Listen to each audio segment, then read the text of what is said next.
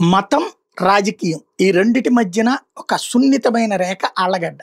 ఆళ్ళగడ్డలో ఒక మాంసం వ్యాపారి. అతని పేరు ముజాహిద్. గ్రామంలో చికెన్ వ్యాపారం చేస్తుంటాడు. ఇతనికి హర్షవర్ధన్ రెడ్డి అనేటటువంటి ఆళ్ళగడ్డ ఎమ్మెల్యేకి క్లోజ్‌గా ఉండేటటువంటి టీం, లేదా ఆళ్ళగడ్డ ఎమ్మెల్యే టీం, బోమా వాళ్ళ టీం. అతను ఈ సప్లై చేస్తాడు. ఈ మటన్‌లా, చికెన్‌లా ఇట్లాంటివి.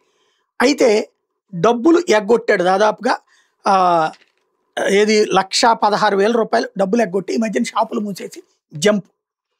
సమాధానం చెప్పట్లేదు. తాజాగా అతన్ని కిడ్నాప్ చేశారట.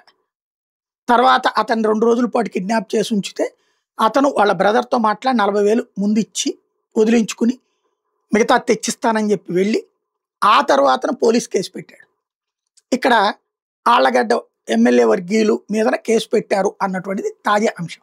ఇందులో మతాన్ని అడ్డం పెట్టుకుని తన దొంగతనాన్ని లేదా తను ఇవ్వాల్సిన డబ్బులు ఎగ్గొట్టడం అతను చేసిన పని. మతంతో సంబంధం లేకుండా నా డబ్బులు నాకు ఇవ్వమని అడిగితే ఇవ్వకపోతే రాజకీయాన్ని అడ్డం పెట్టుకుని అతన్ని నిర్బంధించడం చేసిన పని ఇతను.